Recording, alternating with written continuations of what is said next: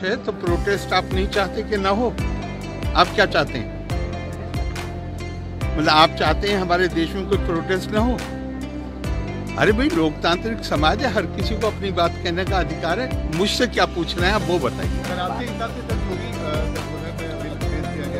मैंने शायद पहले ही कह दिया है, जो आपने देखा होगा कि मैं थोड़े समय के लिए मेरे पास उत्तर प्रदेश में जब मैं मंत्री था तो वक्फ विभाग भी था।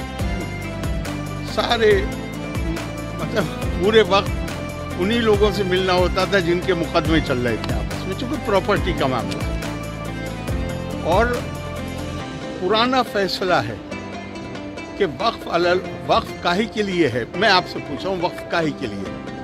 मैं अपनी प्रॉपर्टी को कहता हूँ कि ये अब मेरी प्रॉपर्टी नहीं है, ये प्रभु की, अल्लाह की प्रॉपर्टी। तो अल्लाह की प्रॉपर्टी का इस्तेमाल किसके लिए किस कामों के लिए होना चाहिए?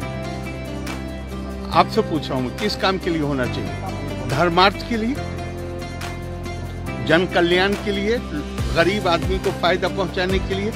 पटना में कितने वक्फ हैं? कौन सा वक्फ कौन सा हॉस्पिटल चला रहा है उसका नाम बताइए। कोई अनाथालय चला रहा है वक्फ, कोई बड़ा अनाथालय। और ये ध्यान रखिएगा कि बाकी वक्फ करने वाला एक विशेष समुदाय का हो सकता है, लेकिन वक्फ का जो फायदा है, आप कहें तो मैं कुरान की आयत भी कोट कर सकता हूं। इन्नमा सदक़ातु लिल फुक़राए वल मसाकीन। गरीब कमजोर आदमी के लिए दो शब्द प्रयोग किए गए हैं, फकीर और मिस्कीन।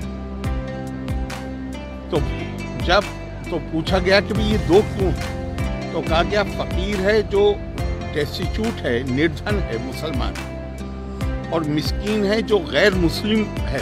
दोनों का बराबर का अधिकार है। आप मुझे एक बताइए, कोई संस्था, पटना में बहुत वक्फ हैं, ये ध्यान रखिएगा, पर एक संस्था बताइए कोई मुझे जो निर्धन के लिए, गरीब के लिए, कमजोर के लिए काम कर रहा है। क्या हो रहा है वहां पे? सिर्फ आपस में मुकदमेबाजी। वक्फ अलल औलाद को तो कानूनी तौर पे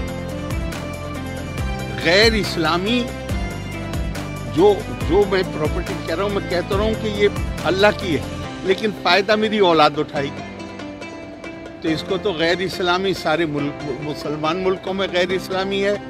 हिंदुस्तान में भी प्रिवी काउंसिल ने गैर इस्लामी इसको कहा था कि ये गैर इस्लामी।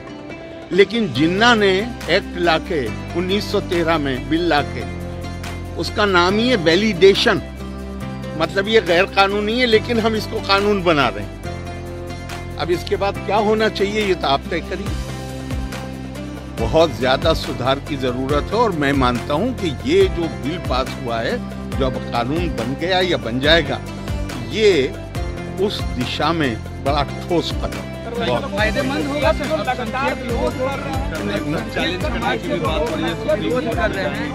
मैं दूसरों की बात नहीं कर सकता, मैं अपनी बात